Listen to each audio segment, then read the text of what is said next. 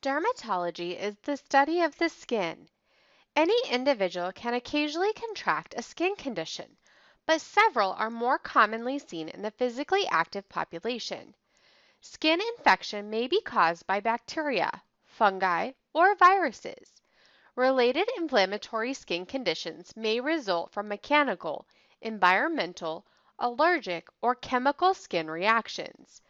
Early identification of the ensuing lesions and specific treatment minimize the healing time and prevent both the spread and the recurrence of the condition. The major function of the skin. It protects the body from bacteria, fungi, various viruses, and other germs in the outside environment. It also helps to regulate body temperature, and it prevents the loss of fluids and nutrients through the cutaneous surface.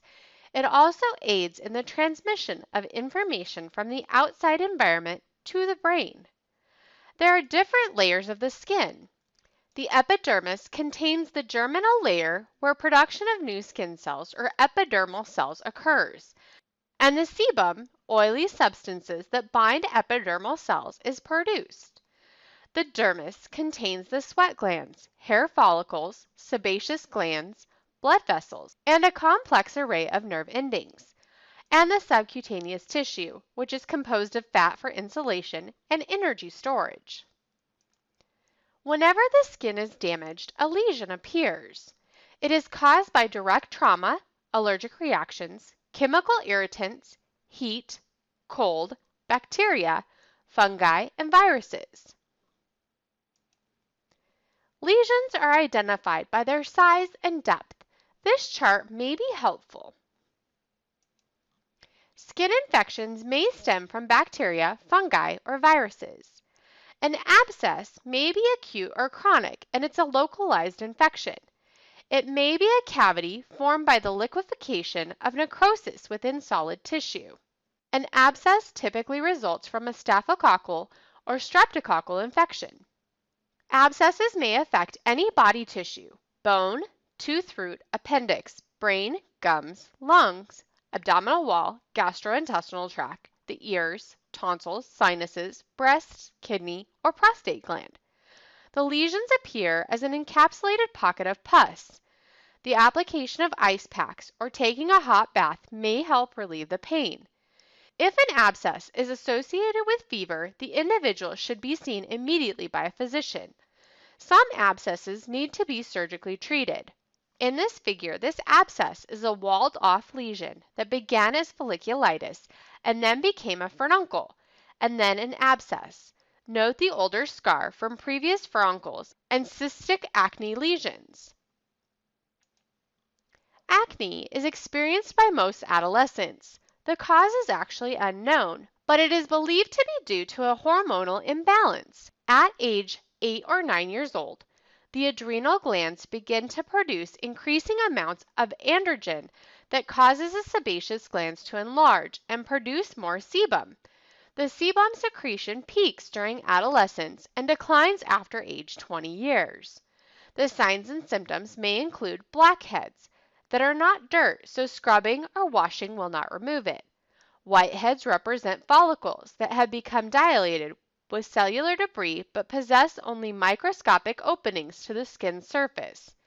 A pimple, the oil, sebum, and other material in the whitehead breaks through the pore wall and causes irritation underneath the skin. Acne is commonly seen on the face, neck, and back. The management for acne is symptomatic with routine cleansing and systematic preparations. It is important not to pinch, pop, or pick at acne because this may cause the pimples to become larger or take longer to disappear. Additionally, the area may scar. Some bacterial skin conditions may affect the fingers and the nails. An onychia is an inflammation of the matrix of the nail plate. Signs and symptoms include red, swollen, and painful joints, and purulent drainage, meaning pussy drainage.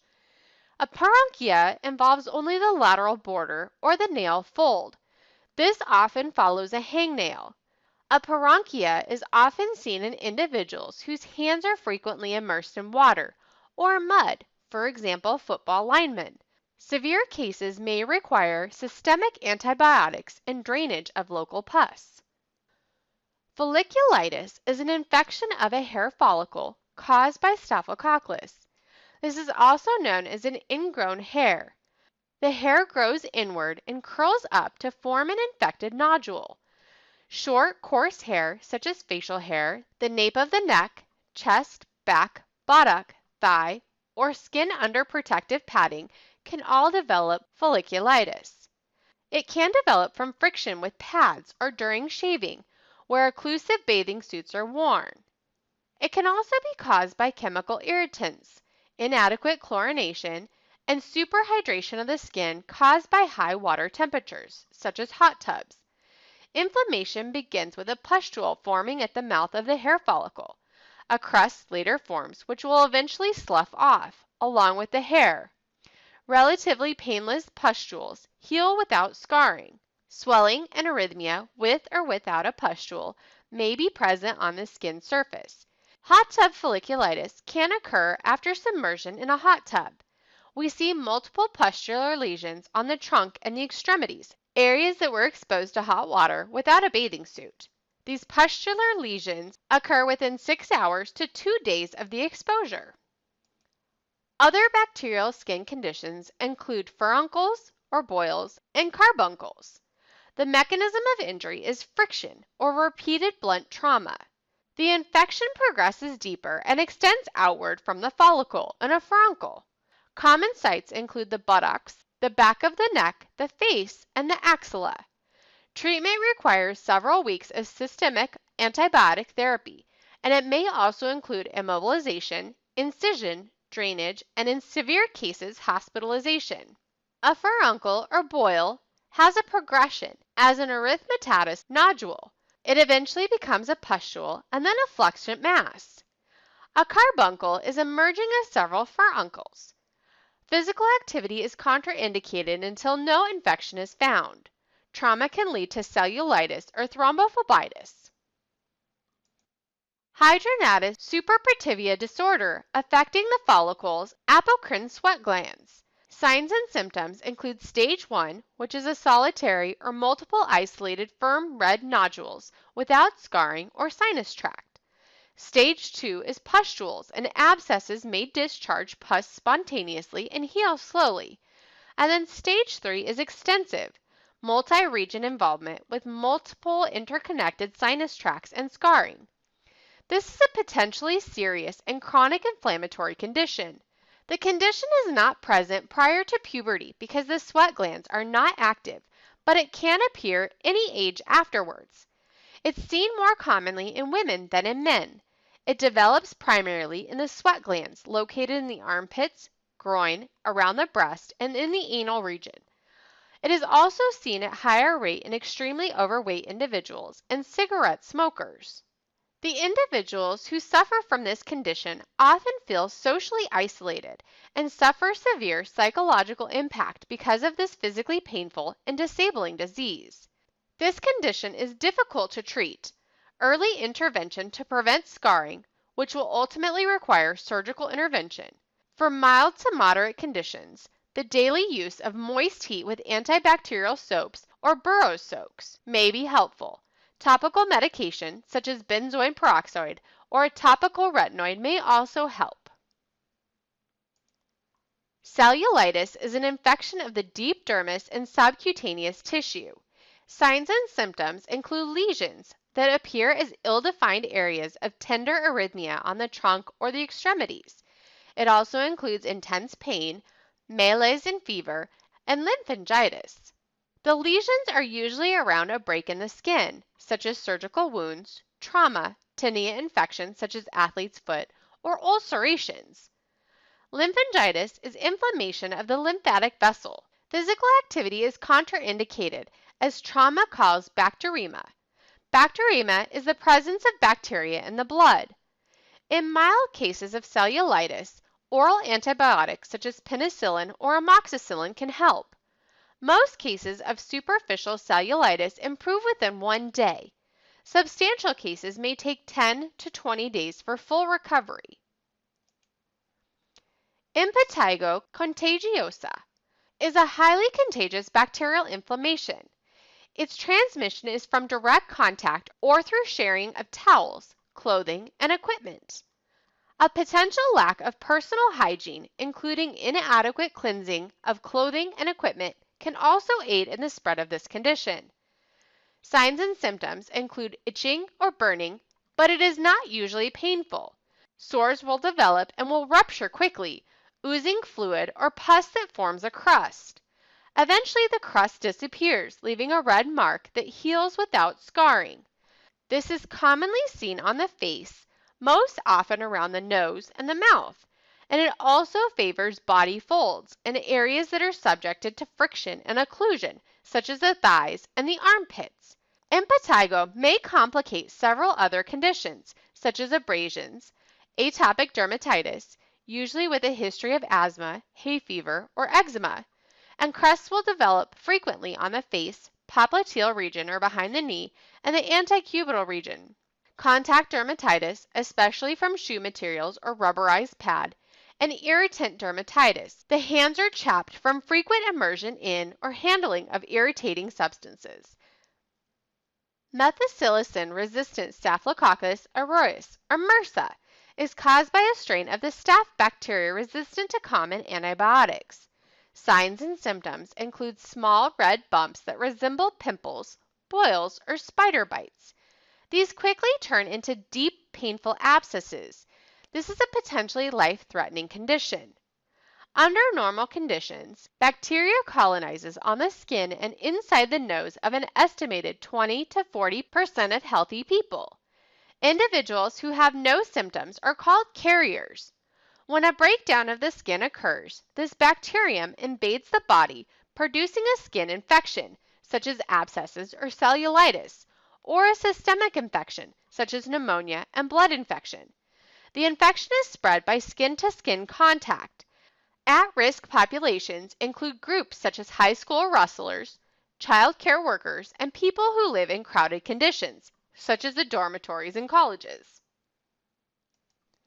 The general management of bacterial infections, including cleansing the area with soap and water and astringents, using over-the-counter topical antibacterial agents. We should refer individuals to a physician for incision, drainage, and debridement if we suspect infection.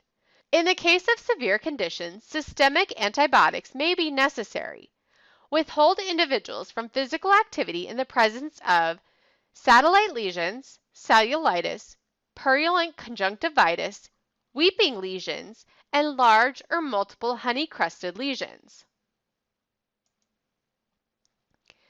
Fungal skin infections are quite common among physically active individuals. Fungus grows and thrives in dark, warm, moist environments, such as the area between the toes or between the skin of the groin and scrotum. Signs and symptoms of fungal skin infections include small patches of erythema, scaling, and severe itching. These fungal skin conditions are caused by dermaphytes, also known as ringworm, or yeast infections. They are contagious. They spread to person by sharing of towels or socks or other equipment, or walking with no shoes in locker rooms and showers. During activity, perspiration often accumulates in moist, dark, warm areas, augmented with wearing of constricted clothing such as an athletic supporter, tight shorts, or spandex, and the perspiration often enhances and encourages this fungal growth. In addition, tight garments are often the cause of chafing and irritation. We can have different types of fungal skin conditions. Most of them have the prefix of tinea. Tinea unguenum is a fungal infection of the toenails. It causes a yellowing of the nail and separation of the nail plate from the bed, and an accumulation of subunguenal debris. Treatment will vary depending on the type of infection, severity of the nail changes, and the personal preference of the supervising physician and patient. Tinea pedis is athlete's foot. This is the most frequent fungal infection in the physically active population. Based on individual susceptibility, however, it may not affect certain people. Extreme pruritus, redness, and scaling on the soles of the feet and in between the toes is possible. When the toe webs are macerated and infected, A Candida yeast is usually present in addition to the original dermaphyte. Scratching the area will lead to scaling, peeling, and cracking fissures in the skin, particularly between the toes, and can spread the problem to other parts of the body.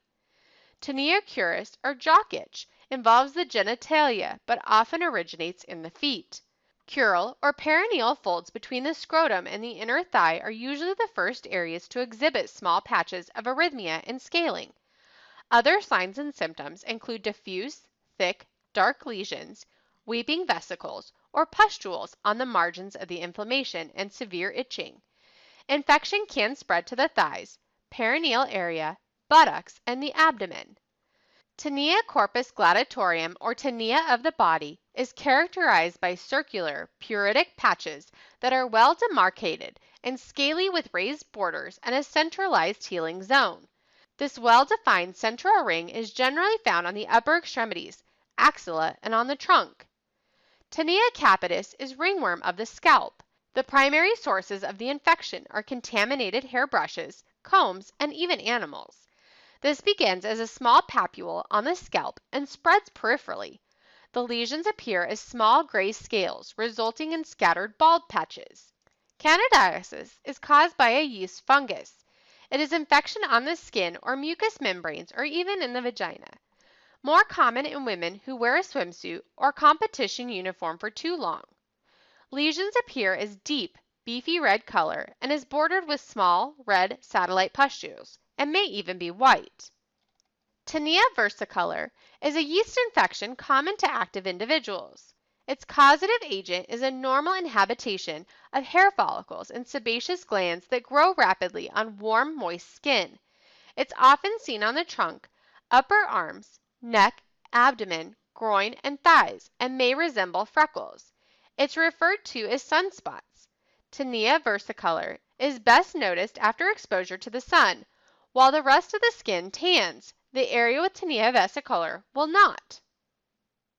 The management for fungal skin conditions includes antifungal medication, changing warm, moist environments, and if widespread or the condition does not clear, referral to a physician. One viral skin condition is herpes simplex. The herpes simplex virus, either herpes simplex 1 or herpes simplex 2, are both extremely contagious. Herpes simplex virus 1 are cold sores and infect the area of the lips, nose, and chin. Herpes simplex virus 2 usually causes sores on the genital, including the vagina, penis, and anus, and the skin around those areas. Herpes simplex virus 1 causes about 1/3 of new cases of genital herpes and may be transmitted most often through oral sex. Herpes simplex virus 2 causes 2/3 of all new genital herpes cases and 95% of all recurrence of genital herpes. It is the most common sexually transmitted disease in the United States. Herpes gluteatorium is caused by the herpes simplex virus type 1. Its transmission is from direct skin-to-skin contact. It has an incubation period of 2 to 12 days, and common sites include the head, upper extremities, and the trunk. The infection may cause no other symptoms or may involve a fever, lymphadenopathy, malaise, myalgia or muscle pain, pharyngitis, or rarely, keratoconjunctivitis. Pre-existing abrasions or other underlying skin conditions will increase the likelihood of transmission. During the ulceration and crusting stage, the rash is often confused with impetigo, which may delay proper treatment. Signs and symptoms include burning, stinging pain, tenderness, or itching at the site, followed by clusters of vesicles on an erythematosus basis. Lesions will tend to reoccur. It is critical to identify this condition early. Management includes immediate physician referral for treatment. Herpes zoster is shingles. Local trauma and contact sports occasionally can precipitate a reactivation of the varicella virus. Signs and symptoms include unilateral, blister-like lesions that erupt along a dermatome, usually T3 to L3. This also includes headache, malaise, swollen lymph nodes near the site of the eruption, and a low-grade fever. Participation in contact sports should be prohibited both for pain relief and to lessen transmission to others who have never had chickenpox. Management includes early identification and antiviral drugs. Delayed identification can happen, and we have to let shingles run its course approximately 1 month for recovery.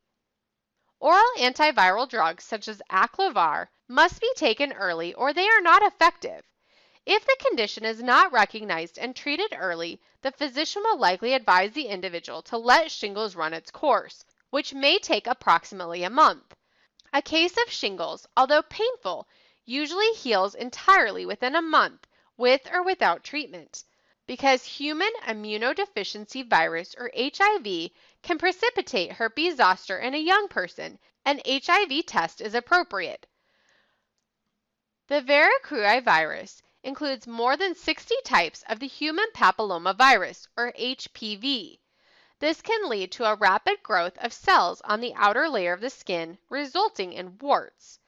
Pressure on the wart typically increases pain. This is often subjected to secondary bacterial infection because of its location.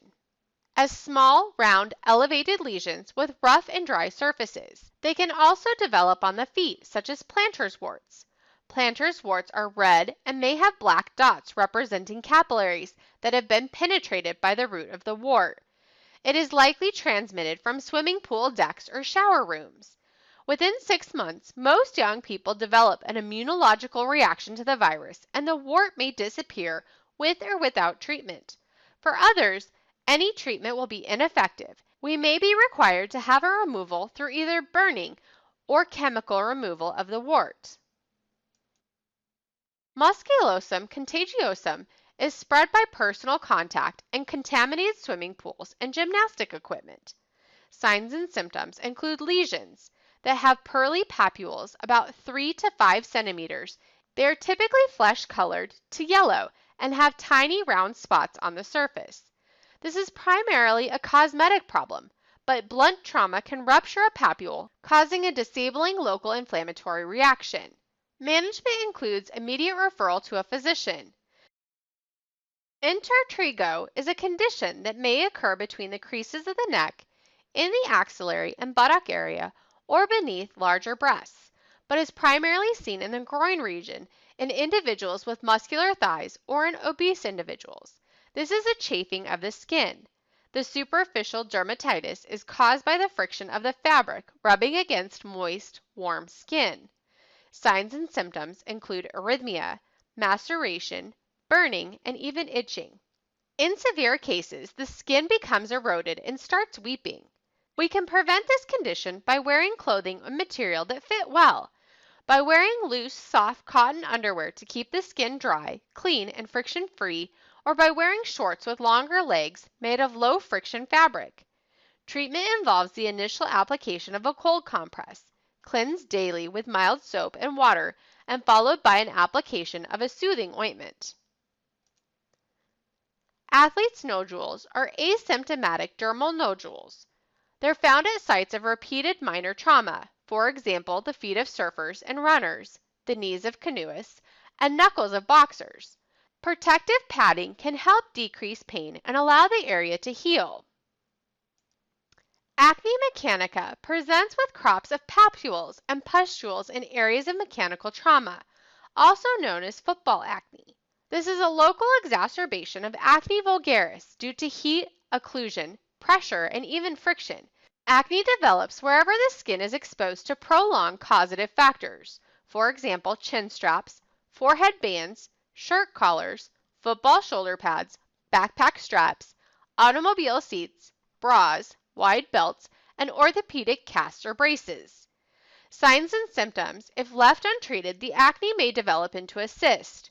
Treatment and prevention includes thoroughly cleansing the area after a workout with a mild abrasive cleaner and back brush, and applying a topical astringent.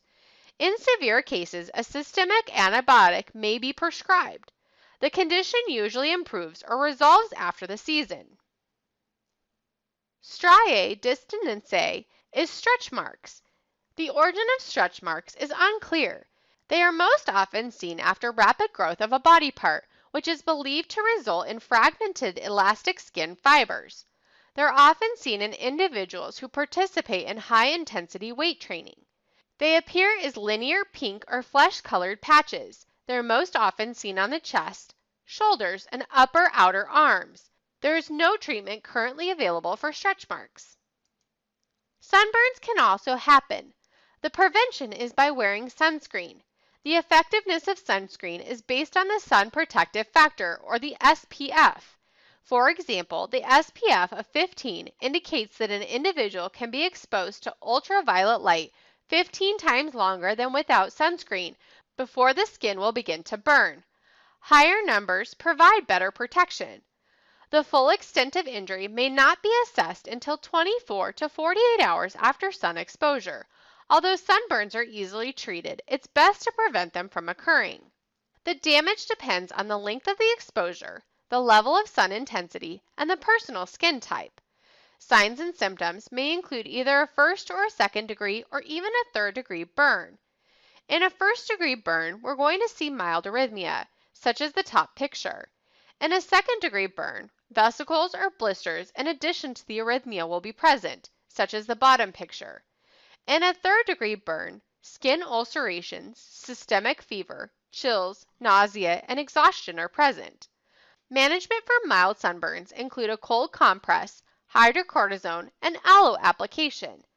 For moderate to severe sunburns, we should refer to a physician. Miliaria rubia is prickly heat. Its cause is from active sweat glands becoming blocked by an organic debris, leading to an inflamed and pruritic skin eruption. The treatment is by cooling and drying the skin and controlling the itching and watching for infection. Eczema can have an onset in the first 2 years of life, and a history of asthma or hay fever may be reported. Eczema is an acute or chronic inflammatory condition of the skin. Signs and symptoms include poorly marginated arrhythmia with scaling and exudate, persistent itching and burning, and can lead to excoriation. Eczema is often aggravated by an increase in body heat and perspiration. Eczema can take a physical and emotional toll on an individual. The management for eczema is topical corticosteroids in an emollient cream or an ointment base to serve as a substitute for soaps, bath oils, and moisturizers. The consistent use of steroid cream is essential for it to be effective. Psoriasis can affect skin, tendon, ligaments, and joints. Psoriasis has many triggers. Factors that may trigger psoriasis include a systemic infection such as strep throat, an immune system response to disease, injury to the skin, certain medications such as lithium, beta blockers, anti-malarial drugs, non-steroidal anti-inflammatory drugs, and oral steroid withdrawal, alcohol, and environmental factors such as overexposure to the sun or prolonged contact with chemicals such as disinfectants and paint thinners. Psoriasis includes a rapid buildup of rough, dry, and dead skin cells forming thick scales. There are several different types of psoriasis. Topical therapies are effective for mild to moderate cases, whereas phototherapy and systemic medications are more appropriate for more severe cases. Hyperhidrosis is a condition with excessive perspiration. The condition can interfere with sports that require holding various objects, such as balls, discus, bars, oars, or sticks, or that require gripping, such as tennis, racquetball, or even a baseball bat. The plantar sweat glands are often stimulated when the extremities are used and during times of emotional excitement, which also stimulates the axillary apocrine glands. A number of factors can affect how much an individual sweats and even how the sweat smells. Some people sweat more than others for no apparent reason. However, other factors can cause intense sweating. These may include hereditary, certain foods such as spicy foods, hot beverages, and even beverages containing caffeine or alcohol, and certain drugs. Women going through menopause may also experience hot flashes, a rise in the skin temperature accompanied by sweating and a feeling of intense heat because of a drop in estrogen levels. Some menopausal women may also be awakened at night by soaking sweats followed by chills. Signs and symptoms of hyperhidrosis include excessive perspiration triggered by emotion, Different regions can be affected, including the face, underarms, palms, and the soles of the feet. Palmar hyperhidrosis is usually accompanied by plantar hyperhidrosis. Bromorhidrosis is an infection and skin maceration. Individuals who suffer from hyperhidrosis may find it difficult to grasp common objects. They may also avoid handshakes or choose not to touch other individuals because of sweaty palms. The management may be an antiperspirant or other treatments such as medication or even Botox injections. Signs and symptoms of bites and stings include painful and itchy areas. The management typically is cold application and topical corticosteroids. Some individuals may actually have a life-threatening reaction or an allergic reaction to the venom. Anaphylaxis causes an immediate shock-like frequency with fatal hypersensitivity reaction. This occurs within minutes of administration of an allergen. Anaphylaxis is characterized by contraction of smooth muscles and dilation of the capillaries because of the release of pharmacologically active substances such as histamine, bradykinin, and serotonin. If an individual has an EpiPen autoinjector, which is a disposable epinephrine drug delivery system with a syringe-activated needle, we can use this to treat severe allergic reactions to insect bites or stings, foods, drugs, and other allergens. EpiPens come in two strengths. EpiPen Junior usually has a white label and is used for children up to 33 pounds, and an EpiPen Adult, which usually has a yellow label. EpiPens are best when they're injected directly into the skin, preferably the thigh, and an EpiPen can also be injected through clothing if necessary. Epinephrine constricts blood vessels to improve blood circulation and blood pressure and relaxes the smooth muscles to improve breathing. It also stimulates the heartbeat and reverses swelling and hives. The effects of epinephrine take place within seconds and can last for 10 to 20 minutes. Signs and symptoms of an anaphylactic shock include respiratory distress, cyanosis, rapid and weak pulse, low blood pressure, localized urticaria or edema, paresthesia, dilated pupils, choking, wheezing, sudden collapse, headache, dizziness, seizures, and unconsciousness. Bees, wasps, and ants can all bite or sting. These insects have a venom, with a risk for allergic and anaphylactic reactions in some individuals. Signs and symptoms of bee and wasp sting or ant bites include painful wheals or hives. The site rapidly becomes pruritic, and symptoms can extend beyond the site to include dyspnea, tachycardia, hypotension, and anaphylaxis. The management of these bites and stings could result in a medical emergency if the person is allergic.